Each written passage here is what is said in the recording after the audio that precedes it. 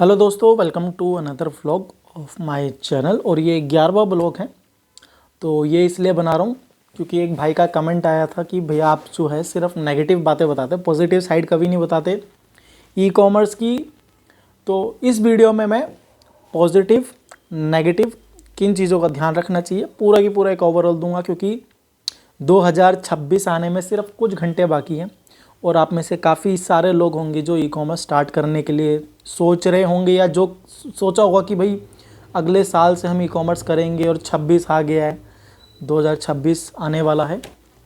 तो सबसे पहले आप सभी लोगों को 2026 नए साल की बहुत बहुत शुभकामनाएं। Wishing you a very happy new year. And आते हैं अपने टॉपिक पे कि भैया ई कॉमर्स के बारे में बताओ, जो है सच बताओ, डिटेल में बताओ। हाँ, तो चलिए स्टार्ट करते हैं आज का vlog. Hashtag everything about e commerce. तो सबसे पहले देखो ई कॉमर्स है क्या। ई कॉमर्स एक बिज़नेस है। मैं इसमें बहुत डिटेल में बताऊंगा, वीडियो लंबा होने वाला है। आपको अगर देखना है तो फास्ट फॉरवर्ड कर सकते हो। अगर ये बकवास थोड़ी सी नहीं सुनी है तो फास्ट फॉरवर्ड करके फटाफट मोटा मोटा पॉइंट जो आपको ठीक लगे देख सकते हो। तो ई कॉमर्स एक बिज़नेस है। ई कॉमर्स का मतलब है इलेक्ट्रॉनिक वे में बिज़नेस। इलेक्ट्रॉनिक का मतलब डिजिटल माध्यम से बिज़नेस करना, वाया आपकी वेबसाइट हो गया, मार्केट प्लेस हो गया, सोशल मीडिया हो गया। बिज़नेस करना जिसका बिज़नेस का मेन मूल है, मेन वे है इलेक्ट्रॉनिक वे में आपका बिज़नेस हो। इलेक्ट्रॉनिक में माल आप डिलीवरी दे रहे हो, कस्टमर ऑनलाइन ऑर्डर प्लेस कर रहा है, ऑनलाइन किसी भी मोड से कर सकता है। इलेक्ट्रॉनिक वे में पेमेंट हो रहा है, net debit card, credit card, UPI, net banking, whatever. तो जहाँ पे कैश ऑन डिलीवरी आ जाता है वो ई कॉमर्स नहीं होता, वो नॉर्मल बिजनेस होता है। ई कॉमर्स का सिंपल मोटिव है इलेक्ट्रॉनिक मोड से बिजनेस होना। और ई कॉमर्स सिर्फ प्रीपेड ऑर्डर्स के लिए होता है, सीओडी ऑर्डर्स में ई कॉमर्स नहीं कहा जाता, वो नॉर्मल बिजनेस है।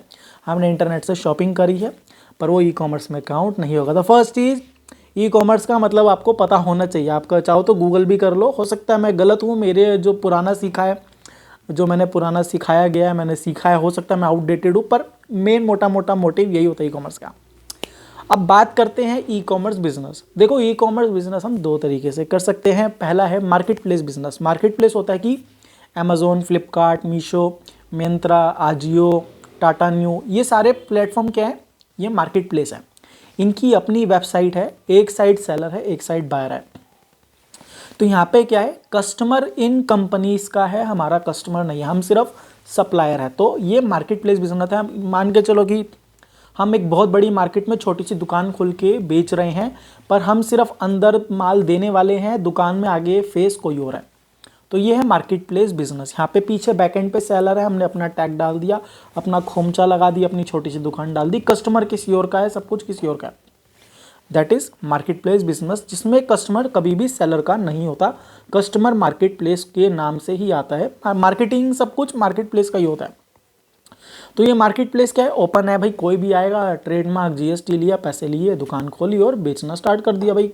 कमीशन वगैरह, रेंट वगैरह दो भैया, कमीशन दो, लॉजिस्टिक भरो, कोई भी बेच सकता है। दूसरा हो गया ई कॉमर्स पर्सनल वेबसाइट से। मतलब आपने अपनी वेबसाइट बनाई शॉपिफाई पे या वर्डप्रेस पे और किसी भी ई कॉमर्स पोर्टल के थ्रू आपने अपना एक पर्सनल स्टोर क्रिएट करा और वहाँ पे आप मार्केटिंग करके लोगों को अवेयर कर रहे हो सोशल मीडिया के थ्रू या वटएवर, ब्लॉगिंग या कंटेंट क्रिएशन। वहाँ से लोगों को अपने प्रोडक्ट पे भेज रहे हो। वो कस्टमर आपका है, वो कस्टमर आपकी फेस देख के आ रहा है, वो कस्टमर आपके ब्रांड के नाम से आ रहा है। That is called e commerce personal store या ई कॉमर्स वेबसाइट अपनी स्टार्ट करना। ई कॉमर्स का मतलब समझ गए कि ऑनलाइन तरीके से बिजनेस करना। एक होता है मार्केट प्लेस, जो हम किसी और के पास जाके अपनी दुकान डाल के बेचते हैं, वहाँ पे कस्टमर हमारा नहीं है। एक होता है अपना पर्सनल स्टोर रन करना, जिसमें कस्टमर हमारा फेस देख के आ रहा है, ठीक है, हमारा ब्रांड से हम वीडियोस बना रहे हैं, कंटेंट बना रहे हैं कि ये खरीदो, ये मोबाइल है, ये स्पीकर है, ये कपड़े हैं, ये हमारा ब्रांड है, इसको बाय करना है तो हमारी वेबसाइट पर जा सकते हो, ये क्वालिटी है। कस्टमर हमारा फेस हमारे ब्रांड को नाम से देख के हमारी वेबसाइट पे आ रहा है, तो वो कस्टमर क्या हमारा है। कस्टमर जब वहाँ पे ऑर्डर प्लेस करेगा, मोबाइल नंबर, आधार कार्ड तो नहीं, mobile number, address, email ID, वो सब कस्टमर का डेटा हमारे को मिलेगा। पर मार्केट प्लेस ये डेटा शेयर नहीं करते, क्योंकि वो कस्टमर जो है मार्केट प्लेस का, तो वो डेटा सिर्फ मार्केट प्लेस रखता है। तो ये बहुत बड़ा डिफरेंस है। ई कॉमर्स के अंदर दो सेगमेंट होते हैं, पर्सनल वेबसाइट रन करना और अपना मार्केट प्लेस बिजनेस। ये दो तरीके से बेसिकली ई कॉमर्स आज की डेट में जाना जाता है और लोग करते हैं।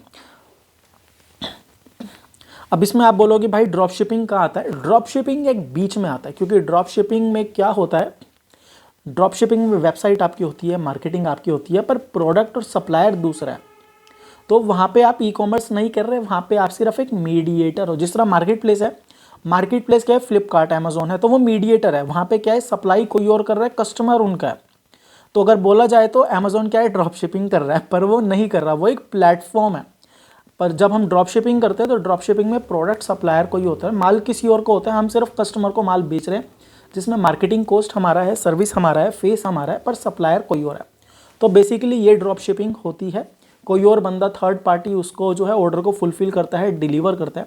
अब ड्रॉप शिपिंग में भी आपके ऊपर डिपेंड है कि आपकी सप्लायर से क्या हुई है, कि डिलीवरी आप कराओगे, फुलफिलमेंट भी आपके पास आएगा, फुलफिलमेंट या फिर सप्लायर के पास जा रहा है, वो आपका अपना सप्लायर से जो भी टाई अप है वो है। मेजरली ड्रॉप शिपिंग में ये होता है कि सप्लायर ही प्रोडक्ट को शिप करता है कस्टमर तक। सिर्फ आपका काम है ऑर्डर जनरेट करके सप्लायर को देना, सप्लायर कस्टमर तक शिप करेगा, और कस्टमर के पास प्रोडक्ट गया तो कस्टमर पेमेंट करेगा, पेमेंट आपके पास आएगी, आप अपना मार्जिन काट करके सप्लायर को पैसे दे दोगे। That is called drop shipping. तो ड्रॉप शिपिंग क्या है, बीच का प्लेटफॉर्म, बीच में आता है। पर ड्रॉप शिपिंग एक ई कॉमर्स बिजनेस नहीं है, तभी इसलिए ड्रॉप शिपिंग है, क्योंकि उसमें सिर्फ आप एक एज अ मार्केट प्लेस काम कर रहे हो, कस्टमर उसमें आपका है पर सप्लायर कोई हो रहा है। तो बिजनेस वहाँ पे नहीं हो रहा, आपका सिर्फ बिजनेस कस्टमर से इतना है कि आपने वहाँ पे प्रोडक्ट बेचा और आपका सिर्फ कमीशन बेस पे चल रहा है, पर मार्केटिंग वहाँ पे आपका है। तो हम वापिस आते हैं अपने टॉपिक पे, ई कॉमर्स बिजनेस पे। मैंने बताया ई कॉमर्स दो तरीके से, एक अपना पर्सनल वेबसाइट बना करके और एक है मार्केट प्लेस बिजनेस। अब इसमें सबसे पहले हम बात करते हैं कि ई कॉमर्स आज की डेट में, मतलब 2026 में, अब आने वाले साल में ई कॉमर्स करना क्यों करना चाहिए, क्यों नहीं करना चाहिए वो बाद में, पहले क्यों करना चाहिए वो है। देखो, हर किसी को साइड इनकम चाहिए, हर किसी को एक बिजनेस चाहिए, हर किसी को ग्रो करने के लिए नौकरी के अलावा एक यही ऑप्शन है भैया, बिजनेस। एंड ई कॉमर्स में क्या है कि आपको कहीं पर भी जाने की ज़रूरत नहीं है, आपको घर पे सिर्फ इंटरनेट चाहिए, इंटरनेट के साथ थोड़ा सा स्टॉक चाहिए, और बेसिक आपको मार्केटिंग आना चाहिए, बिल्कुल बेसिक। बिल्कुल वीडियो बनाओगे तो वो भी एक तरीके से कंटेंट मार्केटिंग में ही आता है। अगर आप कोई वीडियो बना के, बेसिक है आपको इंटरनेट के माध्यम से अवेयरनेस करना आज की डेट में बहुत ईजी है, बहुत चीपेस्ट है। तो ई कॉमर्स करना बहुत ईजी है, प्रोडक्ट बेचना बहुत ईजी है। तो आपको बेसिक मार्केटिंग आना चाहिए। मार्केटिंग क्या, थोड़ा सा प्रोडक्ट को अवेयर करना इतना आसान हो गया आज की डेट में कि कोई भी बच्चा बेच सकता है। ज़रूरी नहीं है कि आपको अमेज़ॉन पे जाके बेचना है, फ्लिपकार्ट पे, मार्केट प्लेस, अपनी वेबसाइट। ई कॉमर्स का सिंपल मोटिव है, ई कॉमर्स तो वैसे सिंपल मोटिव है बिजनेस करने का, कि आपको प्रोडक्ट बेचना है, कुछ मार्जिन रखना है, कोई कस्टमर खरीदेगा, उसको कोरियर कराना है और आपका बीच में पैसा बच गया। तो इसमें भी दो तीन तरीके होते हैं। पहले हम सिंपल सी बात करेंगे कि ई कॉमर्स क्यों करना चाहिए। एक साइड इनकम के लिए बहुत अच्छा है, बाकी हम अभी बाद में बात करेंगे, पहले पॉजिटिव करते हैं। दूसरा है, देखो, जब हम दुकान खोलते हैं, दुकान में क्या होता है ऑफलाइन बिजनेस में, कि हमारी रीच एक लिमिटेड मार्केट तक रहती है। तो वहाँ पे क्या हो रहा है कि सिर्फ आसपास के ज़्यादा से ज़्यादा 3-4 किलोमीटर तक के लोग आ सकते हैं हमारी दुकान पे। पर ई कॉमर्स में यूज़र है, यूज़र बेस चल रहा है, वो आपकी कंट्री है, आपकी स्टेट है, आपका एरिया है, आपका पिन कोड है, कोई भी बंदा आपसे खरीद सकता है, कोई भी बंदा। तो आपके पास बहुत बड़ा कस्टमर बेस है। आपका एरिया हो गया, उसके बाद आपकी स्टेट हो गई, उसके बाद बाकी स्टेट हो गई, फिर आपकी पूरी कंट्री है, उसके बाद बाकी और भी पूरी की पूरी दुनिया है आपका कस्टमर, जहाँ पे आप माल बेच सकते हो। एक्सपोर्ट करना ई कॉमर्स के थ्रू बहुत आसान है। ऑनलाइन पेमेंट कलेक्ट करना बहुत आसान है। ऑनलाइन पेमेंट आप पेटीएम, यूपीआई, जो भी यूपीआई मोड या नेट बैंकिंग, डेबिट कार्ड, उसके थ्रू ले सकते हो। इंटरनेशनल पेमेंट्स, आप इंटरनेशनल पेमेंट जो हमारे वॉलेट्स होते हैं, जिस तरह पेयोनियर हो गया और उसके बाद पेपाल हो गया, यूएसडी में आप पेमेंट ले सकते हो। कोई भी कंट्री से माल बेचना बहुत ईजी है। सोशल मीडिया पे कंटेंट बनाओ, लोग टिकटॉक पे वीडियोस बनाते हैं यूएस के कस्टमर्स को टारगेट करने के लिए। आप चाइना में भी इवन बेच सकते हो, चाइना के ऐप्स डाउनलोड करो, वहाँ पे कंटेंट बनाना स्टार्ट करो इंग्लिश में, वहाँ के लोगों को पसंद आएगा। या कोरिया में, कोई भी वहाँ का गूगल पे सर्च करो, आपको पूरा दुनिया आपका कस्टमर बेस है। तो ई कॉमर्स करना ईजी है आज की डेट में। अगर आप सोचते हो कि सिर्फ अमेज़ॉन फ्लिपकार्ट पे बेचना या फिर आपको जाके अपनी वेबसाइट चाहिए बेचने के लिए, नहीं, आपको सोशली एक्टिव होना है, क्योंकि 99% जो शॉपिंग होती है, 99% जो मार्केटिंग हो रही है डिजिटल वे में, सारा सोशल मीडिया पे मार्केटिंग हो रहा है। सोशल मीडिया के अलावा आपका ये लिंक्डइन पे भी इवन मार्केटिंग होता है। लिंक्डइन के अलावा जोमेटो देखो, जोमेटो पे भी ब्रांड्स अपना एडवर्टीजमेंट करते हैं, कहाँ पे, जहाँ पे ऑर्डर्स टैब के कार्ट के अंदर और ऑर्डर प्लेस करने के बाद वहाँ पे भी, तो हर जगह डिजिटल स्पेस जहाँ पे मिल रहा भैया वहाँ पे मार्केटिंग चल रहा है। तो सबसे बेस्ट तरीका है भैया ई कॉमर्स में अपना कंटेंट क्रिएट करके भैया मार्केटिंग करो। 1 रुपया नहीं लगता ना ऐड में 1 पैसा डालना, पर मेहनत पूरी लगेगी। जहाँ पे पैसा खर्च नहीं होगा भैया वहाँ मेहनत पूरी करनी पड़ेगी आपको। तो ऐसा नहीं है कि भैया बहुत आसान है, मेहनत पूरी जाएगी। तो सबसे फर्स्ट ई कॉमर्स स्टार्ट करने में ज़्यादा पैसा नहीं चाहिए। बिजनेस, ऑनलाइन बिजनेस स्टार्ट करने में ज़्यादा पैसा नहीं चाहिए। सेकेंड थिंग, कंटेंट बनाओ, प्रोडक्ट बेचो। दुनिया, आपका कस्टमर बहुत बड़ा है। आप दुकान खोलोगे तो आपके एक एरिया के ही लोग आ पाएंगे, उसके आसपास के लोग आ जाएंगे। पर ऑनलाइन में क्या है, ऑनलाइन बिजनेस में पूरी पूरी दुनिया आपका कस्टमर है। तो आप जितना लंबा आगे सोच सकते हो, जितनी मेहनत कर सकते हो, उतना आपके पास चांसेस हैं। थर्ड ये है कि भाई कोई भी प्रोडक्ट आप बेच सकते हो, कोई लिमिटेशन नहीं है। ऑनलाइन बिजनेस में आप कुछ भी प्रोडक्ट बेच सकते हो, मतलब लीगली जितने भी अलाउड प्रोडक्ट्स हैं, चाहे वो कोई भी प्रोडक्ट हो गया, चश्मा हो गया, घड़ी हो गई, कपड़े हो गए, जूते हो गए, इलेक्ट्रॉनिक हो गया, स्पीकर हो गया, प्रिंटर हो गया, लैपटॉप हो गया, कुछ भी, इवन गोल्ड की आइटम, इवन सिल्वर की आइटम, आप सब कुछ बेच सकते हो। कोई भी रिस्ट्रिक्शन नहीं है। कार्स बेच सकते हो, बाइक्स बेच सकते हो, कुछ भी बेच सकते हो।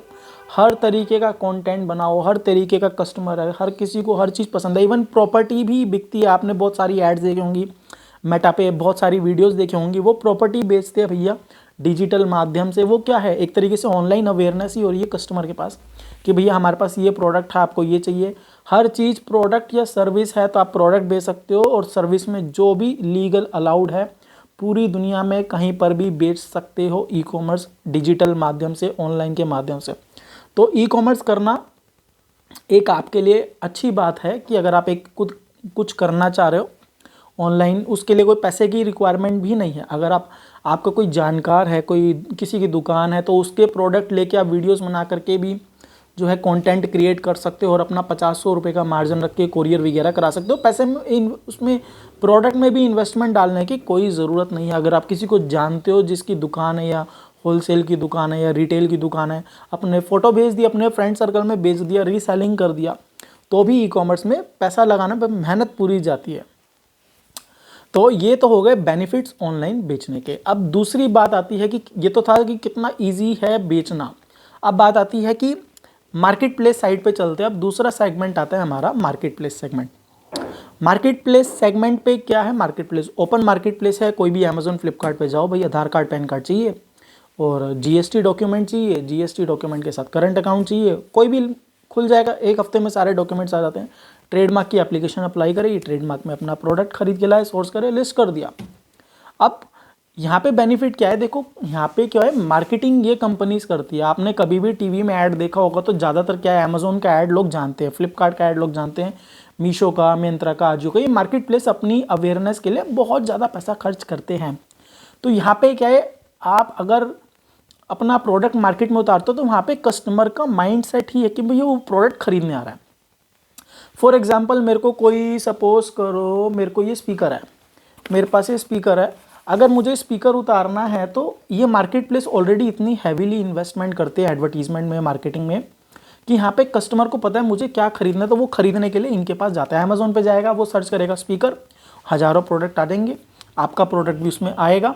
वहाँ पे आपके पास कस्टमर मिल रहा है। देखो दो तरीके से कस्टमर होता है।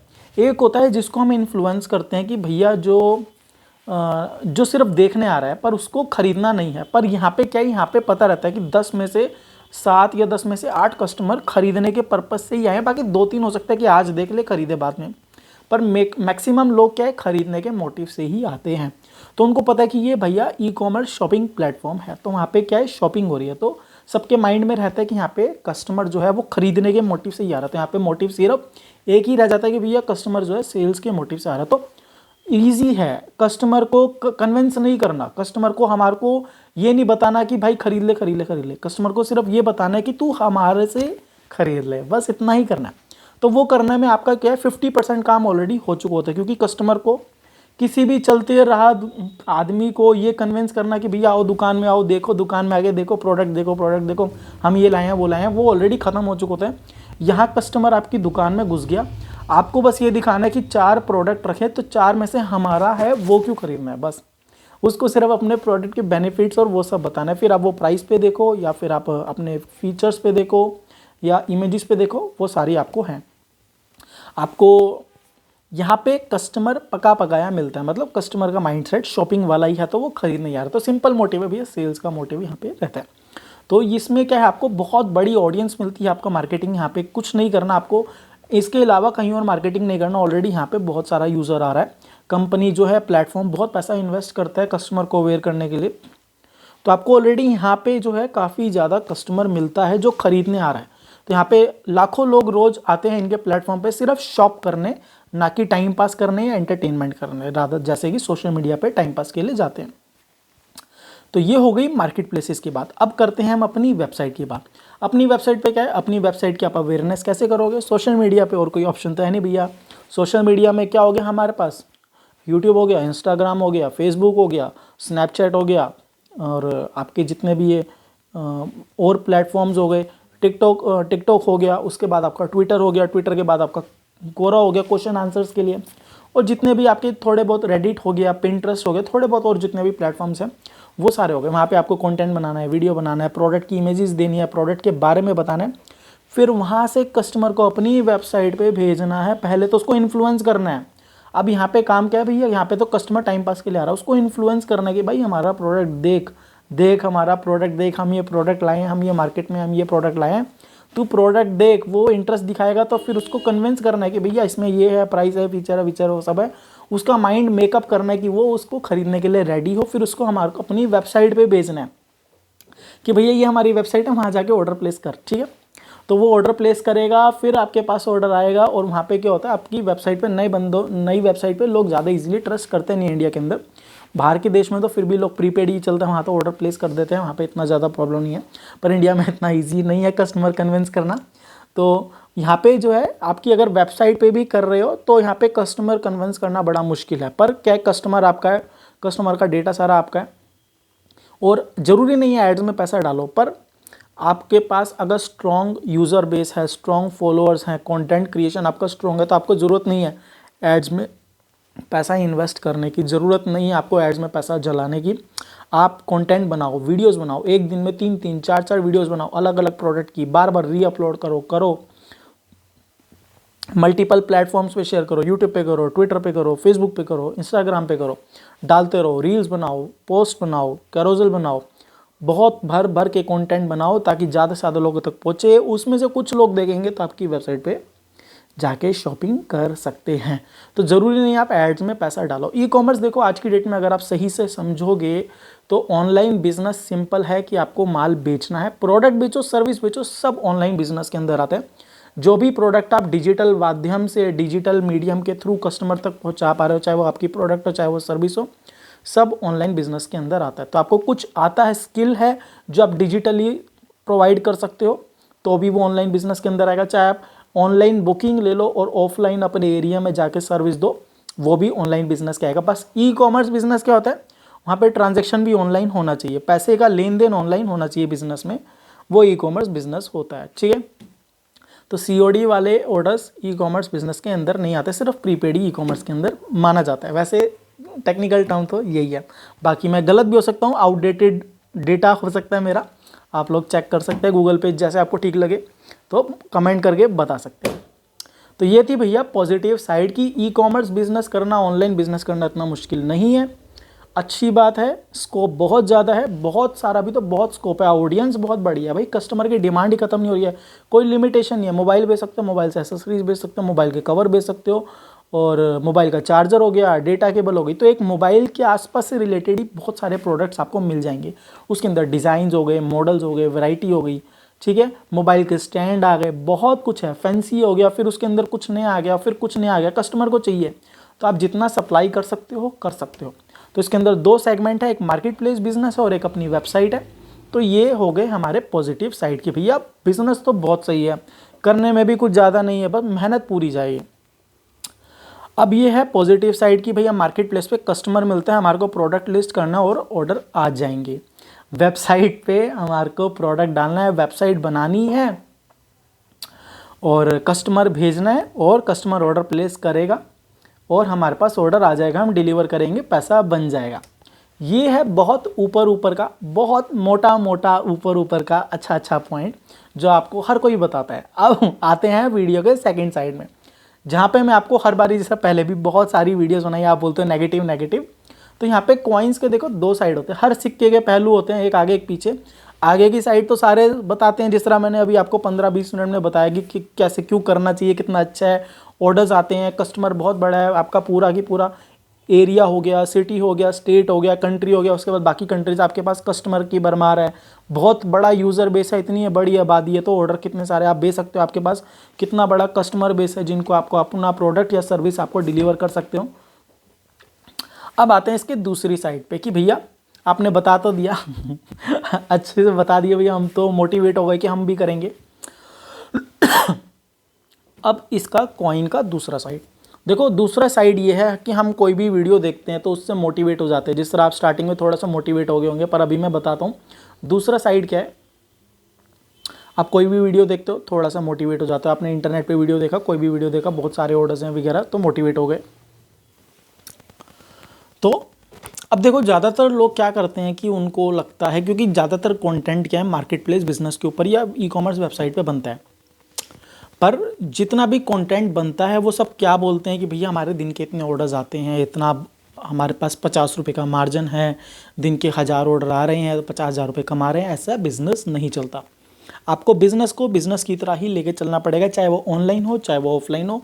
हर बिजनेस के साथ एक रिस्पॉन्सिबिलिटी आती है, मार्केटिंग भी आता है, basic business skills, basic business knowledge, product supply, product cost, taxes, rented expenses, rent expenses और बाकी बहुत सारे मिसलीनियस एक्सपेंसेस होते हैं, वो सारे आते हैं।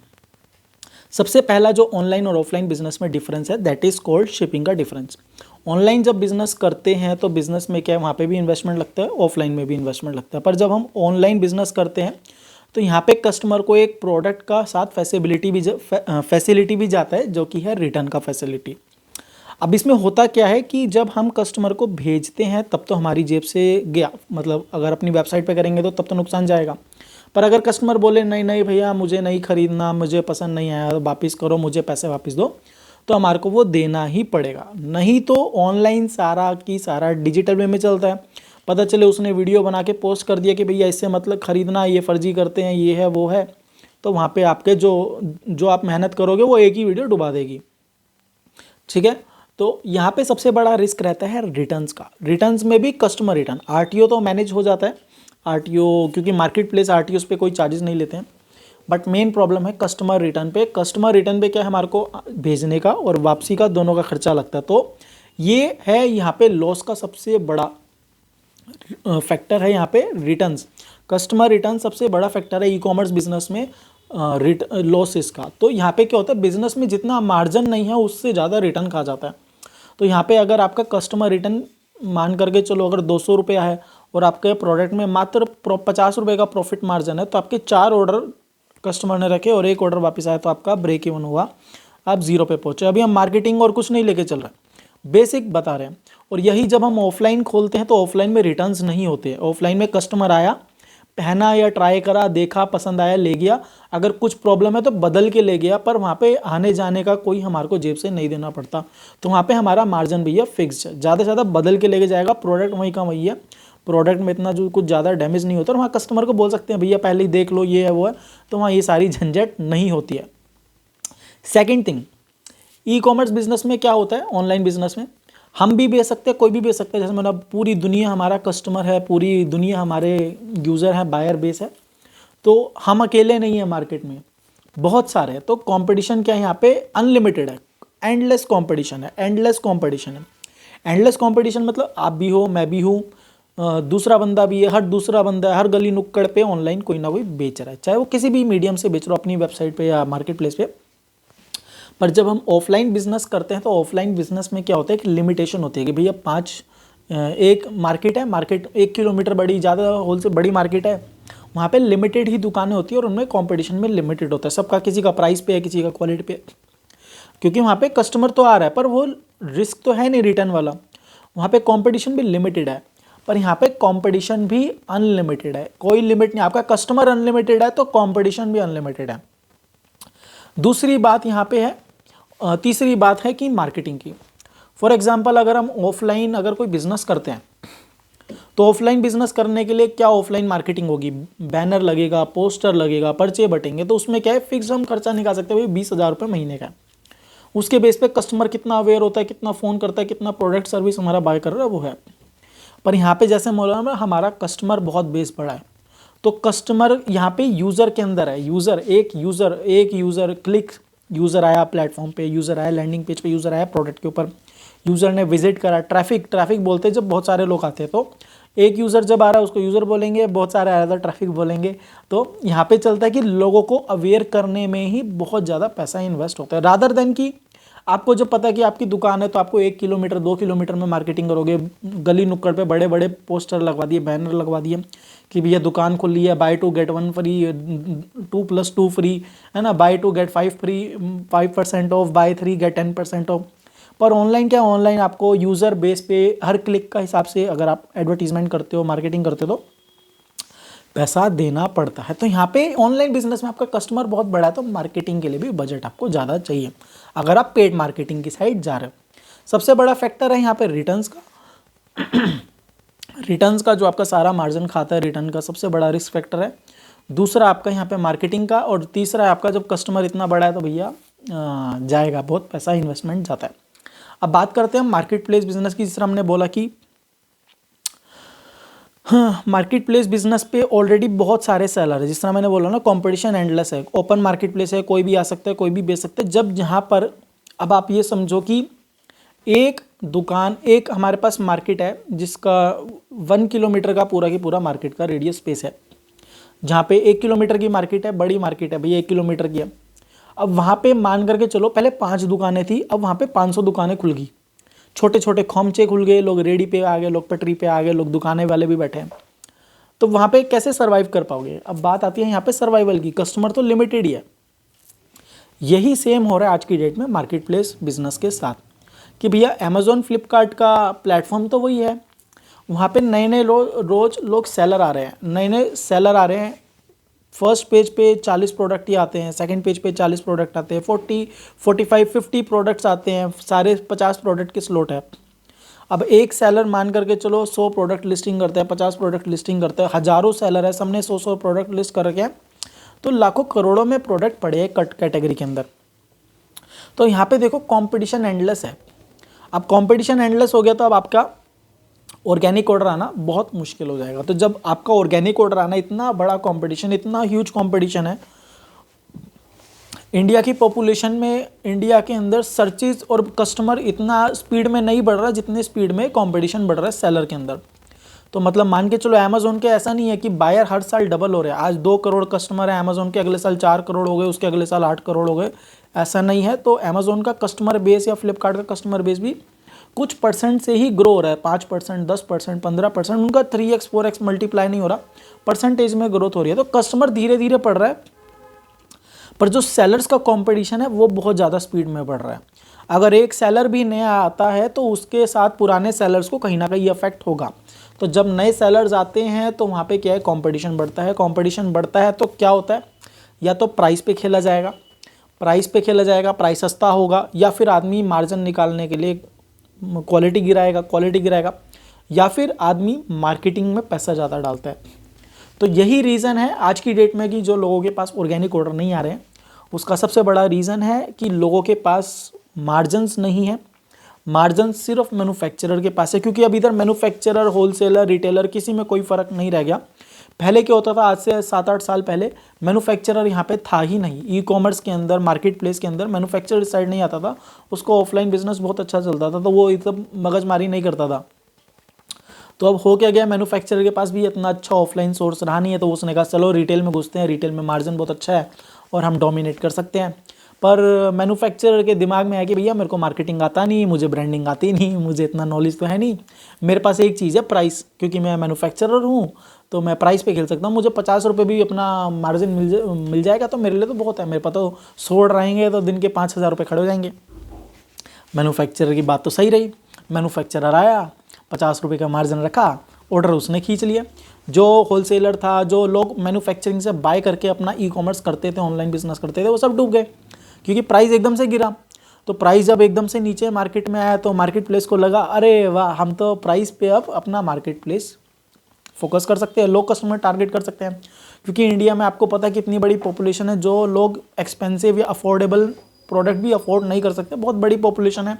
जो लोग पैसे का बहुत ही कम पैसों में बहुत ज़्यादा चीज़ बाय करना चाहते हैं या बहुत महंगी चीज़ सस्ते में ढूंढ रहे हैं, तो मार्केट प्लेस को लगा कि अब हम फिर उस वजह से क्या, मैन्युफैक्चर के आने से प्राइस गिरता चला गया, प्रोडक्ट का प्राइस गिरा तो सभी लोग आ गए भाई, 10 मैन्युफैक्चर 50 मैन्युफैक्चर, पुराने बंदे भी थे, नए बंदे भी, अब लोग आ रहे हैं कि मार्केट से लेके हम भी बेचेंगे। कंपटीशन बढ़ रहा है, प्राइस गिर रहा है, और उसके बाद मार्केटिंग में जब लोग नहीं कर पा रहे प्राइस में कम्पीट, तो फिर वो मार्जिन बढ़ा करके मार्केटिंग में पैसा डाल रहे हैं। पर कस्टमर धीरे धीरे बढ़ रहा है मार्केट प्लेस का, पर सेलर्स का कंपटीशन भर भर के बढ़ रहा है। तो कंपटीशन तो यहाँ पे एंडलेस हो चुका है। अब यही जाते हैं हम अपनी वेबसाइट के अंदर।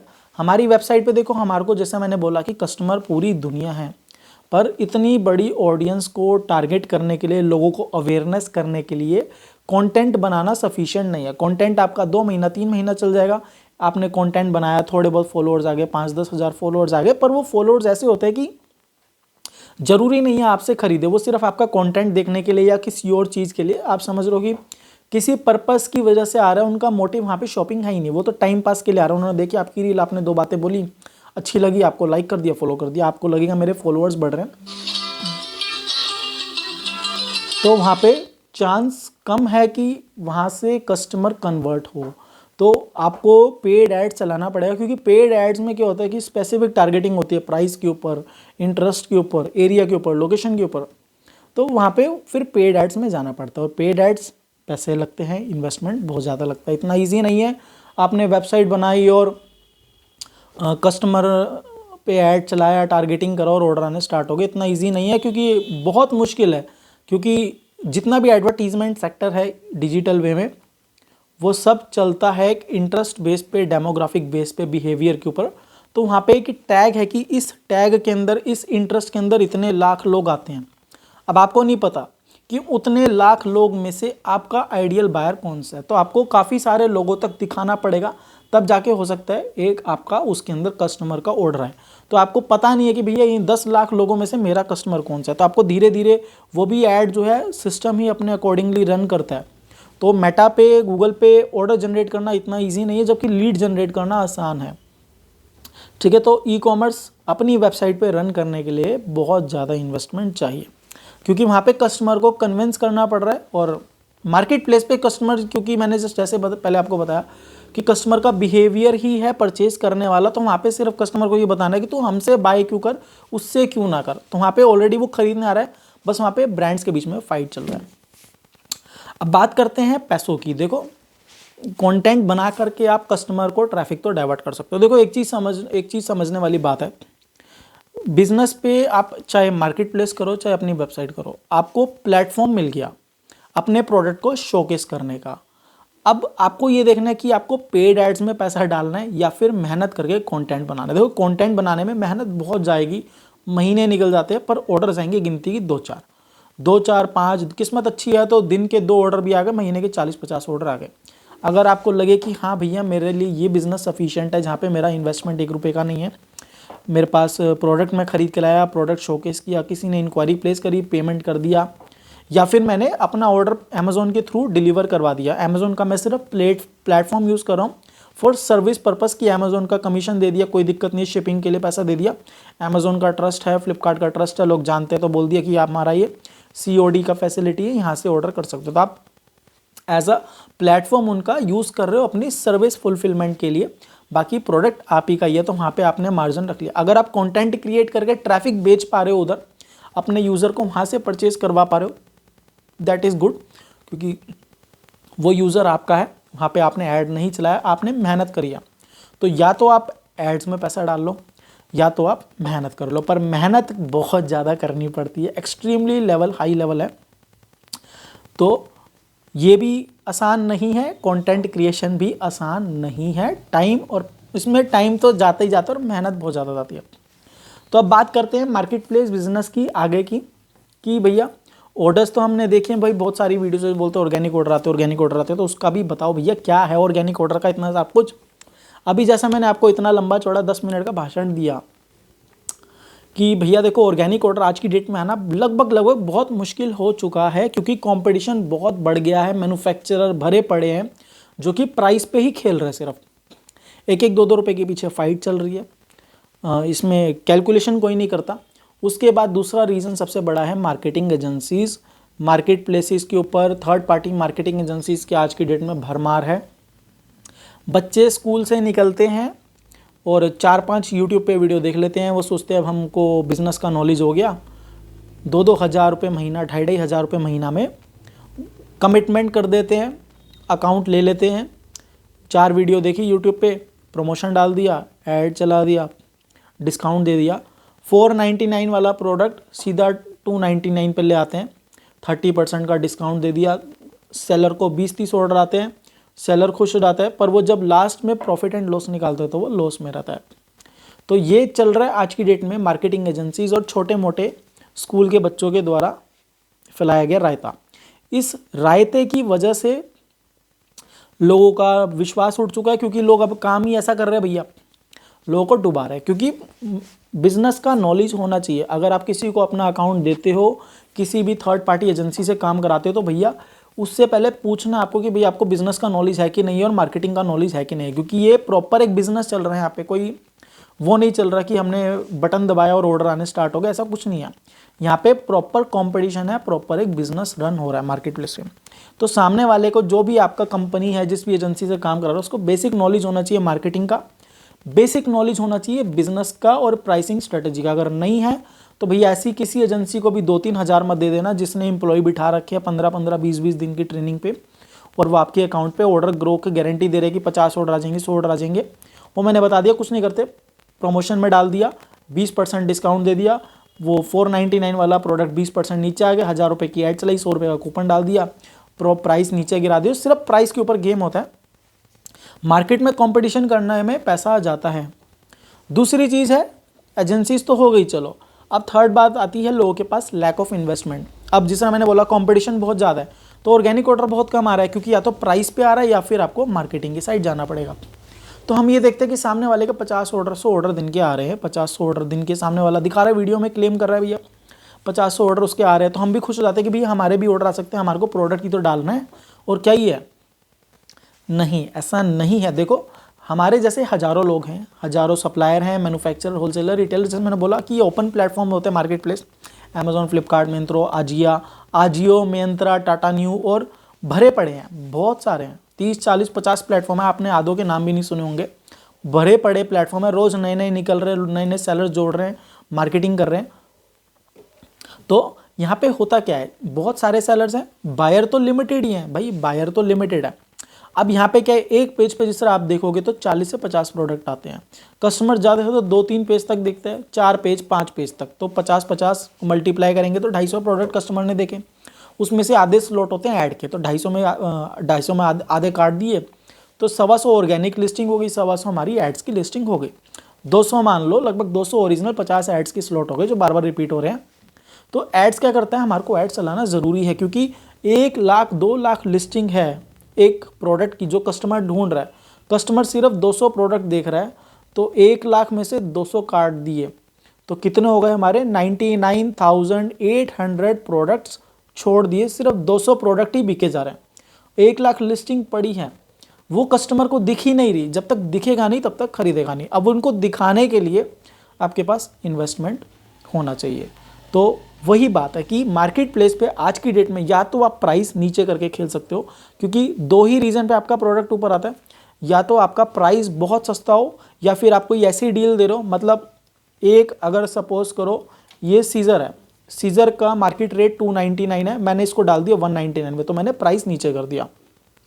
दूसरा ये है 299 ही मार्केट प्राइस है, पर मैंने यहाँ पे लिख दिया बाय 1 गेट 1 सीजर फ्री या 2 सीजर्स का कॉम्बो 299 में। मार्केट रेट 299 है, पर मैं यहाँ पे ऐसी डील दे रहा हूँ जो कोई नहीं दे रहा। मतलब वैसे लॉजिकली देखा जाए तो प्राइस ही सस्ता कर रहा है भैया, 400 वाली सीजर 200 में दे रहे हैं, पर यहाँ पे हमने प्राइस मार्केट के हिसाब से रखा, डील बेटर कर दिया, कस्टमर को ऑफर बेटर कर रहे हैं, कॉम्बो दे रहे हैं, 2 चीज़ दे रहे हैं उस प्राइस रेंज में जहाँ पे एक मिलती है। तो यहाँ पे डील बेटर दे रहे हैं, या इसको मैं सीधा 199 ही कर दूँ, मार्केट से सस्ता कर दूँ, या फिर अगर मैं इसको 199 में 299 में एक सीजर बेचना तो मेरे को फिर मार्केटिंग में पैसा डालना पड़ेगा, कस्टमर को दिखाना पड़ेगा, क्योंकि भैया लाखों प्रोडक्ट पड़े हैं इससे मिलते जुलते जो कस्टमर को दिख भी नहीं रहे हैं। ठीक है, तो जो दिखा पा रहा है वही बेच पा रहा है। तो प्राइस कम करके दिखा पाओ, या डील बेटर देके, या फिर एड्स में पैसा डाल के। अब बात आती है भैया बल्क ऑर्डर्स की। बल्क ऑर्डर इतनी ईजी नहीं है, बहुत मेहनत लगता है, बहुत टाइम लगता है, बहुत पैसा लगता है। मार्केट प्लेस बिजनेस में स्पेशली जहाँ पे कंपटीशन इतना ज़्यादा भर भर के है, वहाँ पे आपको इन्वेस्टमेंट चाहिए। 5-10 हज़ार की इन्वेस्टमेंट में कुछ नहीं होगा। अब लोग बोलते हैं कि 10 हज़ार में बिजनेस स्टार्ट करो, 20 हज़ार में बिजनेस स्टार्ट कर दो, 25 हज़ार में बिजनेस स्टार्ट कर दो। बोलने की बात है, आपने जीएसटी लिया, ट्रेडमार्क लिया, करंट अकाउंट खोला, उसमें 15,000 रुपये गए आपके। उसके बाद आप प्रिंटर खरीदोगे, एक छोटा सा कंप्यूटर चाहिए, कंप्यूटर अगर आपके पास है तो एक बेसिक प्रिंटर खरीदोगे, 10 हज़ार का प्रिंटर आया, ये आपके 20 से 25 हज़ार रुपये यहाँ पे ब्लॉक हो गए। उसके बाद आपको स्टॉक, चलो आपने 10 हज़ार का माल खरीद लिया, 30 हज़ार रुपये तो आपके यहीं लग गए। 2-4 हज़ार का पैकेजिंग मटेरियल खरीद लिया, 35 हज़ार हो गए। अभी कोई लेबर नहीं, कोई कुछ नहीं, उसको हम देख ही नहीं रहे। अब आपने प्रोडक्ट लिस्ट कर दिया, लिस्ट करा पर ऑर्डर नहीं आ रहा, क्योंकि ज़्यादातर लोग का यही है कि भैया हमने बिजनेस स्टार्ट कर दिया, भाई लिस्टिंग कर दी, ऑर्डर नहीं आ रहा। तो प्रॉब्लम है यहाँ पे आपके पास मार्केटिंग का बजट नहीं है। आपको ये देखना पड़ेगा कि मेरे पास जो प्रोडक्ट है वो लाखों प्रोडक्ट ऑलरेडी अमेजोन पे, फ्लिपकार्ट पे, मार्केट प्लेस पे लिस्टेड है, जिन पे ऑर्डर आ रहे हैं। तो कस्टमर मेरे से क्यों खरीदेगा? मेरा नया प्रोडक्ट है, मैं अभी वही सेम चीज़ बेच रहा हूँ। या अगर मैं कोई यूनिक प्रोडक्ट भी लाता हूँ और कस्टमर को दिखा नहीं पा रहा, तो उसमें गलती किसकी है? कस्टमर की नहीं है, हमारी गलती है। कोई भी प्रोडक्ट को मार्केट में उतारते हैं जब हम, तो हमारे को इन्वेस्टमेंट चाहिए, कस्टमर को इन्वेस्टमेंट, हमारे को सेलर को इन्वेस्टमेंट करना पड़ता है, वेंडर को, कि वो अपने यूज़र तक अपना प्रोडक्ट पहुंचा पाए, चाहे वो सोशल मीडिया पे कंटेंट बना के हो या फिर मार्केट प्लेस पे एड्स चला करके। एड्स का देखो एक ही काम है, एड्स का काम आपके लिए ऑर्डर जनरेट करना नहीं है। एड्स का काम है कि आपके प्रोडक्ट को कस्टमर की आंखों तक लाना, फर्स्ट पेज पे, सेकंड पेज पे, थर्ड पेज पे, जहाँ तक कस्टमर सर्च कर रहा है उसकी आंखों के सामने आपका प्रोडक्ट लाना। वो इतने से स्लॉट में आएगा कार्ड में, कस्टमर तक दिखाना कि भैया ये प्रोडक्ट भी मार्केट में है, ताकि कस्टमर को अवेयरनेस हो, अच्छा ये प्रोडक्ट भी है, मेरे को ये खरीदना, इस कैटेगरी में डिज़ाइन अच्छा लग रहा है, मैं बाय कर लेता हूँ। तो एड्स का काम है कि आपका प्रोडक्ट पीछे से उठा करके आगे कस्टमर तक, कस्टमर की नज़र में लाना, सेल करना नहीं है। एड्स का कभी मोटिव सेल करना होता ही नहीं है। एड्स का ओनली मोटिव होता है कस्टमर तक आपका प्रोडक्ट पहुंचाना, पीछे से उठा करके आगे लाना, दैट्स इट। सेल्स तो हमारा मोटिव बन जाता है, क्योंकि ये प्लेटफॉर्म ही ई कॉमर्स है, बिजनेस शॉपिंग प्लेटफॉर्म है। तो यहाँ पे एड्स से हम एक ही चीज़ एक्सपेक्ट कर सकते हैं, सेल्स का। पर कभी भी एड्स का किसी भी प्लेटफॉर्म पे सेल्स का ऑब्जेक्टिव होता ही नहीं है। एड्स का एक ही मात्र मोटिव है, कस्टमर को अवेयर करना, कस्टमर तक प्रोडक्ट को बताना, पहचान दिखाना कि भैया ये प्रोडक्ट भी मार्केट में अवेलेबल है, अवेयरनेस क्रिएट करना, दैट्स इट। टीवी में कभी भी ऐड चलती है तो उनका मोटिव सेल्स नहीं होता, उनका मोटिव हमेशा यूज़र को अवेयर करना ही होता है। चाहे रेडियो हो, टीवी हो, डिजिटल माध्यम हो, सिर्फ एक ही मात्र मोटिव होता है, कस्टमर तक प्रोडक्ट पहुंचाना, कस्टमर को अवेयर करना, दैट्स इट। तो आपके पास मार्केटिंग का बजट होना चाहिए। अगर आप मार्केट प्लेस जैसे कंपटीशन में उतर रहे हो तो वहाँ पे आपके पास मार्केटिंग का बजट होना चाहिए और रिक्वायर्ड है। अब बात आती है कि प्रॉफिट एंड लॉस की, लोग बोलते हैं, क्लेम करते हैं कि भाई हमने इतना प्रॉफिट कर लिया, ये कर लिया, वो कर लिया, 2 लाख, 10 लाख, 50 लाख, करोड़ रुपए हम कमाते हैं। तो ऐसा नहीं है। पहले आपको देखना पड़ेगा कि भैया सामने वाला बोल क्या रहा है, उसकी क्रेडिबिलिटी क्या है। सबसे पहले वो अपना एक्सपीरियंस बताता है कि मैंने ये एजुकेशन कर रही है, मेरे पास ये सर्टिफिकेशन है, मेरे को इतने साल का एक्सपीरियंस है, वो क्रेडिबल है। कोई 20-22 साल का बच्चा बोले कि भैया मैंने फैक्ट्री डाल ली है, भैया तू कॉलेज से निकला, तेरे को पैसे कहाँ से है? पहले तो वो बता, तेरा फैमिली बिजनेस है क्या नहीं है, वो भी तो देखने वाली बात होती है। ऐसा नहीं होता कि 25 साल का बच्चा बोल रहा है मैंने 10 करोड़ का बिजनेस स्टार्ट कर दिया, तो भैया पैसे कहाँ से है? बिजनेस स्टार्ट करने में तूने इन्वेस्टमेंट डाला होगा, कहाँ से है?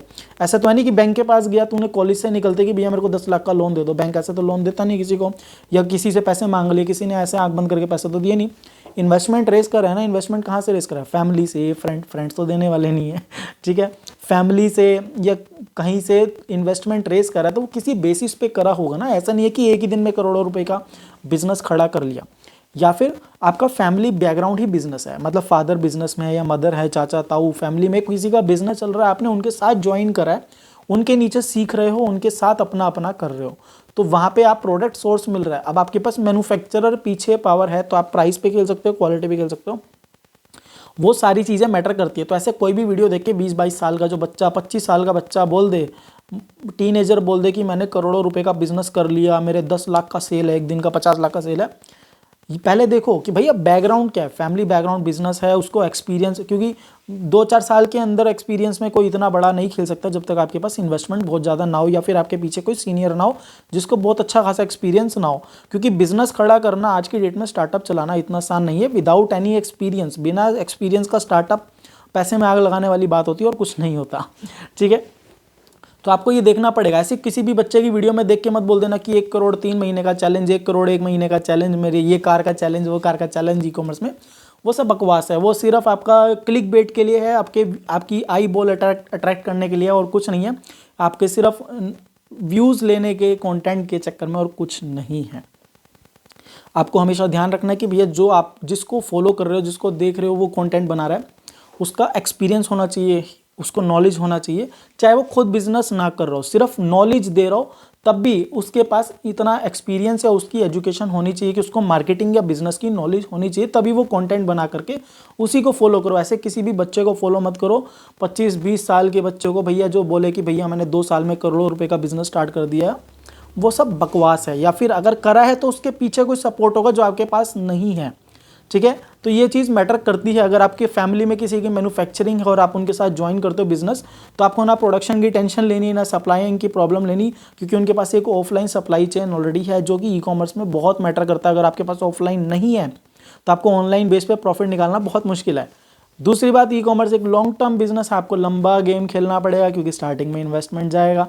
जब आप प्रोडक्ट में इन्वेस्टमेंट करते हो तो आप मार्केट के अंदर कंपटीशन करते हो, अपना प्रोडक्ट लाते हो। जहाँ पे 10 ऑलरेडी सीजर बिक रही हैं, वहाँ मैं एक और ले आया, तो कस्टमर मेरे से क्यों खरीदे? या तो मुझे एडवर्टाइज करना पड़ेगा, या कस्टमर को बार बार दिखाना पड़ेगा। तो उसके लिए मुझे इन्वेस्टमेंट चाहिए, ज़्यादा से ज़्यादा एडवर्टीजमेंट करने हैं, ज़्यादा से ज़्यादा लोगों तक दिखाना है, अवेयरनेस क्रिएट करना है, तो पैसा लगता है, इन्वेस्टमेंट लगता है। जब मैं ज़्यादा एग्रेसिवली एडवर्टाइजिंग करूँगा, मार्केटिंग करूँगा, या प्रमोशन डिस्काउंट दूंगा, वो सब मार्केटिंग का पार्ट है। प्रमोशन डिस्काउंट और कॉम्बोज वगैरह वो सब मार्केटिंग के अंदर आता है। एडवर्टीजमेंट भी पार्ट है मार्केटिंग का। तो मैं मार्केटिंग में कुछ भी करूँगा तो वहाँ पे इन्वेस्टमेंट जाता है। और जब हम मार्केटिंग की साइड में घुसते हैं तो वहाँ पे सारा गेम आ जाता है, मैथ्स के ऊपर। कितना प्रॉफिट है, कितना लॉस हो रहा है, कितना एक्सपेंड है, हमारा स्पेंड है, एक्सपेंडिचर है, उसके ऊपर बहुत सारा डिपेंड रखता है। तो इन सब चीज़ों का ध्यान रखो। ऐसा नहीं है कि किसी ने कुछ भी बोल दिया हमने मान लिया। अब बात करते हैं अपनी वेबसाइट पे, दूसरी साइड आते हैं हम अपनी वेबसाइट पे। देखो अपनी वेबसाइट पे जैसा मैंने बोला, अब सुनने में तो अच्छा लगता है कि भाई मेटा पे ऐड चलाएंगे, ऐड में ऑर्डर आ जाएगा, हमारे पास ऑर्डर आ जाएगा। पर जब हम अपनी वेबसाइट पे जाते हैं, अपनी वेबसाइट बनाते हैं, तो पहले अपनी वेबसाइट बनाने के लिए हमारे को लेना पड़ता है सर्वर, जिसको बोलते हैं होस्टिंग। डोमेन वेबसाइट का नाम हो गया और होगी होस्टिंग। ये हम परमानेंट नहीं खरीदते, ये हमारे को एनुअल बेसिस पे या मल्टीपल ईयर्स के बेसिस पे हमारे को एक तरीके से किराए पे मिलता है, ठीक है। तो उसका एक कॉस्ट इन्वॉल्व होता है। उसके बाद जब हम वेबसाइट या तो खुद बनाएंगे या तो किसी डेवलपर या डिज़ाइनर से बनाएंगे। तो जब हम किसी डेवलपर या डिज़ाइनर को पकड़ते हैं तो भैया ई कॉमर्स वेबसाइट को बनाने के लिए जो सही से चले, उस पर वो डेवलपर डिज़ाइनर पैसे मांगेगा, तो उसकी भी फीस हो गई है। और वो भी एनुअली बेसिस पे मांगता है या फिर वो भी कॉन्ट्रैक्ट बेसिस पे मांगता है कि ईयरली है, 2 साल का, 3 साल का, इतना आपको खर्चा पड़ेगा। तो उसका एक कॉस्ट इन्वॉल्व होता है। तो बेसिक कॉस्ट वहाँ पे इन्वेस्टमेंट जाता है अपनी एक शॉप रेडी करने में, ऑनलाइन वेबसाइट रेडी करने में।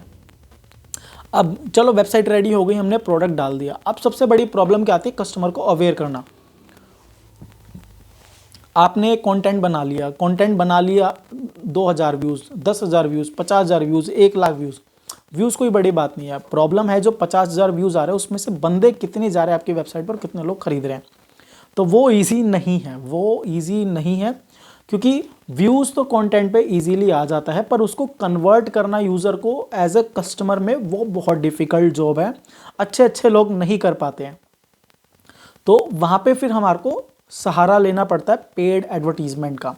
पेड एडवर्टीजमेंट में क्या है, हमारे को ऐड चलाना पड़ेगा, ऐड चलाएंगे इन्वेस्टमेंट जाएगा। अब जैसा मैंने बोला, मेटा और गूगल क्या करता है, हमारे को एक वाइड ऑडियंस देता है और एक टैग के नीचे, मतलब कीवर्ड के नीचे बहुत बड़ी इंटरेस्ट या बहुत बड़ा डेमोग्राफिक या बहुत बड़ा यूज़र बेस आता है, तो हमारे को नहीं पता कि वो जो दूसरा यूज़र है वो हमारा कस्टमर है या जो 1000वें नंबर पे वो हमारा कस्टमर है। तो एल्गोरिदम सबको धीरे धीरे ऐड दिखाएगा। अपने यूज़र तक ऐड पहुंचाने के लिए ही हमारे को बहुत ज़्यादा बजट चाहिए होता है। तो मेटा और गूगल पे, जैसे कि सबको पता है, ई कॉमर्स के अंदर काफ़ी हाई इन्वेस्टमेंट चाहिए आपको एक सेल जनरेट करने के लिए, अपना यूज़र बेस जनरेट करने के लिए। चलो आपने कुछ भी करके अपना एक सेल भी जनरेट कर लिया, मैं मान लेता हूँ आपने सेल जनरेट कर लिया, तो अपनी वेबसाइट पे यहाँ पे काम ख़त्म नहीं होता। सेल जनरेट करने के बाद वो यूज़र आपकी वेबसाइट पे जब ऑर्डर प्लेस करेगा तो आपको ऑर्डर प्रोसेस करना है, तो यहाँ पे सारा प्रोसेसिंग और फुलफिलमेंट आ जाता है। तो यहाँ पे आपको कोरियर भी आपको हैंडल करना है, जो कस्टमर तक डिलीवरी देगा, जो डिलीवरी देगा कस्टमर को, और उसके बाद का सारा, उसके बाद फुलफिलमेंट का पूरा की पूरा कस्टमर सपोर्ट भी देना है। कस्टमर्स, कल को कस्टमर बोलेगी मुझे पसंद नहीं आया जी भाई रिटर्न करो, तो आपको रिटर्न भी लेना है। तो उस केस में क्या है, पहले भेजने का खर्चा वो आपकी जेब से गया, फिर वापस उठाने का खर्चा वो भी गया। अब जब आप ऑनलाइन वे में पेमेंट लेते हो तो आपको डायरेक्ट तो पेमेंट ले नहीं रहे वेबसाइट पे, कोई आपको थर्ड पार्टी पेमेंट गेटवे लेना पड़ता है, रेजर पे यू या और भी कोई पेटीएम हो गया, जिस तरह कोई भी प्लेटफॉर्म आप यूज़ करते हो थर्ड पार्टी पेमेंट गेटवे का, तो वो ट्रांजैक्शन चार्जेस लेता है, तो वहाँ पे भी पैसा कटता है और उन सब पे टैक्सेस भी कटते हैं। तो अगर कोई 100 रुपये का पेमेंट करो और 1% ट्रांजैक्शन चार्जेस हैं, तो आपको लगभग 98 पॉइंट समथिंग में पेमेंट आएगा, वो एक सवा एक रुपया कट जाएगा ट्रांजैक्शन चार्जेस। अब वही रिवर्स करोगे तो उसी चैनल से रिवर्स करना पड़ेगा, तो वहाँ से फिर आपका कट जाएगा पैसा। तो वो पैसा कम ही हो रहा है और वो आपका एक्सपेंस है, आपका खर्चा बढ़ता जा रहा है। तो कस्टमर फुलफिलमेंट भी मुश्किल है, इतना ईजी नहीं है। ज़्यादातर लोग रिटर्न्स के अंदर ही लुट जाते हैं, वेबसाइट बंद हो जाती है। क्योंकि दूसरी बात, चलो कस्टमर ऑर्डर प्लेस कर दिया, अब इंडिया में क्या है, COD सबको चाहिए, पर कोई नई वेबसाइट पे ट्रस्ट नहीं करता। तो अब आपकी वेबसाइट है तो कोई भी बंदा COD पे ऑर्डर प्लेस कर सकता है। मैं जाऊँ 10 नंबर डालूँ, 10 नाम डालूँ, COD पे ऑर्डर प्लेस कर दिया, गैस चेकआउट कर दिया। तो OTP वेरीफाई करना, OTP वेरीफाई कर दिया। किसी को मुझे नुकसान कराना है तो भैया बहुत सारी ऐसे कॉम्पिटिटर करते हैं कि भैया अपने एम्प्लॉयज़ को बोलते हैं जाओ इस वेबसाइट की ऐड पे क्लिक करो, इस कंपनी की ऐड पे क्लिक करो, ऑर्डर प्लेस करो, फर्जी नाम डालो, फर्जी मोबाइल नंबर डालो, गेस्ट चेकआउट करो, हज़ारों ऑर्डर प्लेस कर दो। सामने वाला खुश हो जाएगा, मेरी एड्स काम कर रही है, पर उसका पैसा डूब जाता है। वो क्या करेगा, ऑर्डर प्रोसेस कर देगा, वो सारे कैंसिल होकर RTO जाएंगे और सामने वाला लूट जाएगा। It is a common practice कि हर कंपनी करती है ऐसे कॉम्पिटिटर को नुकसान देने के लिए। तो इसमें ये भी बहुत प्रॉब्लम है क्योंकि शिपिंग आपको अपनी जेब से देना पड़ रहा है। मार्केट प्लेस में RTO में कोई पैसा नहीं लगता। RTO मतलब कस्टमर ने कैंसिल करा, लेने से मना करा, तो जो आने जाने का खर्चा है वो सारा कंपनी उठाती है मार्केट प्लेस के अंदर। पर अगर आपकी अपनी वेबसाइट है तो वो सारा खर्चा आपको बियर करना पड़ता है, वो आपका फिक्स एक्सपेंस है। जब ऑर्डर आएगा आपने भेज दिया, भेजने से पहले आपको कोरियर कंपनी को एडवांस में पे करना पड़ता है। जो भी आप कोरियर कंपनी से टाई अप कर रहे हो तो उनके वॉलेट में रिचार्ज कराओगे, फिर वो पेमेंट कटेगा, फिर आपका ट्रैकिंग ID जनरेट होगा, तो वो सारा प्रोसेस उसमें है, तो वहाँ पे एक्सपेंस इंक्लूड होता है। तो जैसे मैंने बोला मार्केटिंग कॉस्ट है, पहले आपका प्लेटफॉर्म चार्जेस है, प्लेटफॉर्म क्रिएशन चार्जेस है, प्लेटफॉर्म बनाया उसका फिक्स कॉस्ट हो गया। उसके बाद मार्केटिंग कॉस्ट आ गया, मार्केटिंग कॉस्ट के बाद आपका फुलफिलमेंट कॉस्ट आ गया, फुलफिलमेंट कॉस्ट के बाद आपका प्रोडक्ट कॉस्ट और मार्जिन। फिर जहाँ के अगर कस्टमर ने रख लिया लास्ट में, अगर कुछ बचा तो बचा, नहीं तो 99% चांस में लॉस ही होता है। तो अगर आपको अपनी वेबसाइट चलानी तो भैया बहुत ज़्यादा पैसा चाहिए। मार्केट प्लेस है तो बहुत ही ज़्यादा एडवर्टीजमेंट के लिए पैसा चाहिए, क्योंकि मार्केट प्लेस पे ऐड करना आसान है क्योंकि वहाँ पे कस्टमर क्या है, खरीदने आ रहा है। जब हम अपनी वेबसाइट के लिए मेटा पे या गूगल पे ऐड करते हैं, ज़्यादातर सोशल मीडिया पे ही ऐड करी जाती है ई-कॉमर्स प्रोडक्ट्स के लिए, क्योंकि वहाँ पे फ़ोटो या वीडियो दिखा सकते हैं। सर्च इंजन पे गूगल पे इतना वो एड्स नहीं ज़्यादा रन किया जाता, वो सिर्फ बड़े लेवल पे किया जाता है। सोशल मीडिया पे जब हम एड्स रन करते हैं तो वहाँ पे प्रोडक्ट शोकेस करके ही ऐड करते हैं यूजुअली। तो वहाँ पे प्रोडक्ट को दिखा करके इन्फ्लुएंस करते हैं कि भैया कोई आ रहा है कि चलो अच्छा प्रोडक्ट अच्छा लगा, स्क्रॉल डाउन कर रहा था, क्लिक करके देख लिया, खरीदना ना खरीदा नहीं है, सिर्फ हमने इन्फ्लुएंस करा कि वो वेबसाइट तक आए। उसके बाद उसको कन्वर्ट करने के लिए और मल्टीपल कैंपेन चलते हैं, रीमार्केटिंग चलती है, रीटारगेटिंग चलती है, और बहुत लंबा चौड़ा प्रोसेस है उसका। तो भैया ई-कॉमर्स इतना आसान नहीं है। सुनने में अच्छा लगता है। अगर आप एक भी रुपया ई-कॉमर्स में, ऑनलाइन बिजनेस में एक भी रुपया नहीं खर्च कर रहे तो सारा बिजनेस बढ़िया है। जहाँ पे आपका मार्केटिंग में पैसा इन्वॉल्व हो जाता है वहाँ पे आपको फिर मैथ्स के हिसाब से चलना पड़ता है। जहाँ पे आप मार्केटिंग इन्वॉल्व करते हो वहाँ पे आपको मार्केट के हिसाब से चलना पड़ता है।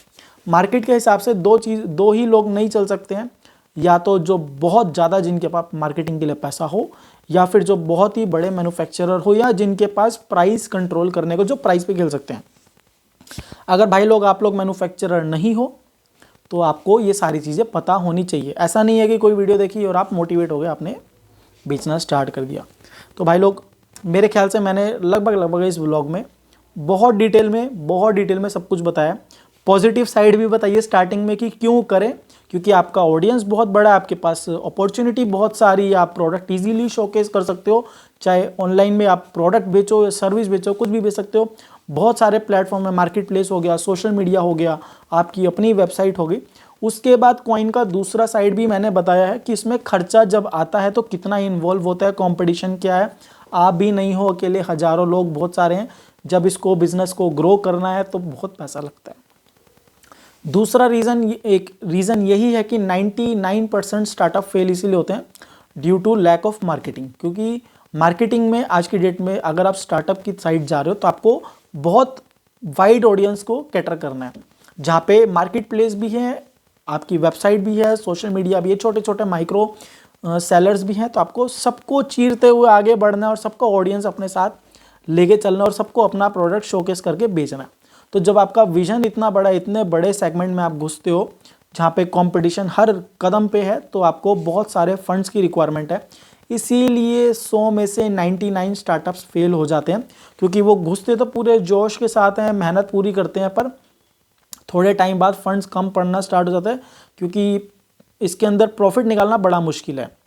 अब बात आती है कि भैया अगर चलो सपोज करो हमने दोनों साइड देख लिया, फिर भी हमारे को बेचना है, ऑनलाइन बेचना है, तो एक सजेशन जो आप दोगे कि अगर हम ऑनलाइन बेचने जा रहे हैं तो क्या बेचें। आज की डेट में ऐसा क्या बेचें कि जिसमें हमारा नुकसान कम हो, प्रॉफिट बने वो नहीं, नुकसान कम हो। मार्केटिंग भी लगेगा वो हम कर लेंगे, नुकसान कम हो। देखो मैं हमेशा कोई प्रोडक्ट नहीं बोलता, प्रोडक्ट तो सारे ही बढ़िया हैं, स्पीकर हो गया, मोबाइल हो गया, इलेक्ट्रॉनिक हो गया, कपड़े हो गए, सभी बढ़िया हैं। बस मेन बात यह है कि हाई टिकट वैल्यू बेचो, 500 के नीचे वाला प्रोडक्ट अवॉइड करो। अगर आप मैन्युफैक्चरर नहीं हो, मैन्युफैक्चरर तो मैन्युफैक्चरिंग ही करेगा, वो जिस प्रोडक्ट में मैन्युफैक्चरर है वो तो उसमें खेल सकता है, क्योंकि उसके पास प्रोडक्शन और प्राइस का वो है, गेम है, वो तो भाई प्राइस पे खेल सकता है।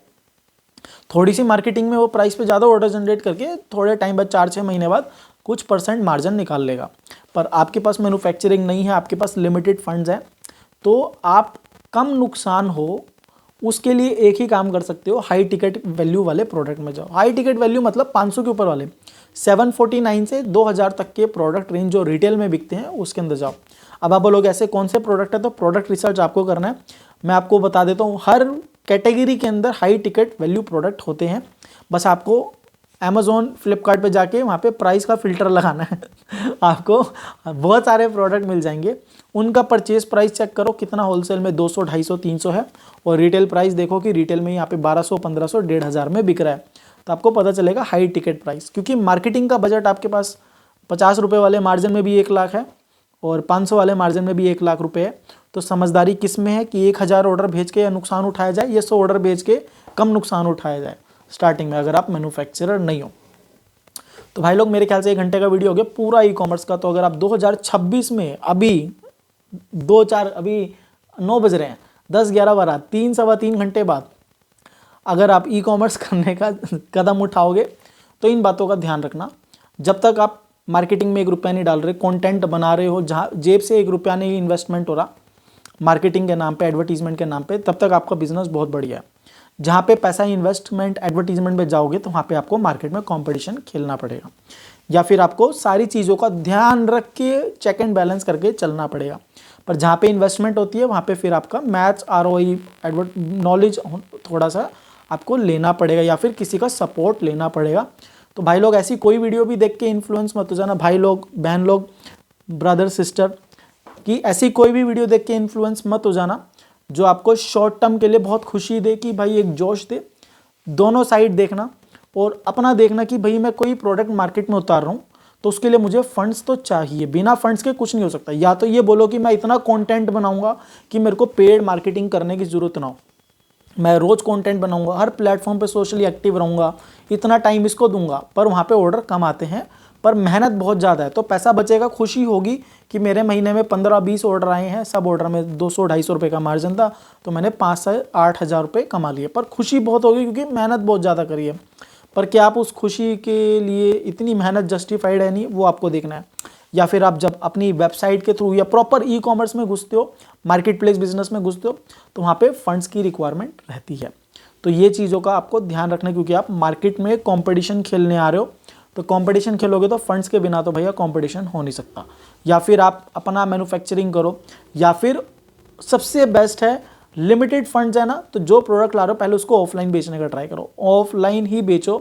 प्रेफरेंस अगर आपके पास 8-10 हज़ार रुपये बिजनेस करने के लिए तो ऑफलाइन करो। ज़रूरी नहीं है दुकान खोल के करनी है। सोशल मीडिया पे कंटेंट क्रिएट करो, लोकल एरिया के वीडियोस बनाओ और घर घर होम डिलीवरी देना स्टार्ट करो, आसपास की दुकानों पे दिखाना स्टार्ट करो। ऑफलाइन बेचने के भी बहुत सारे तरीके होते हैं और वहाँ से आपका रिस्क बहुत कम रहता है।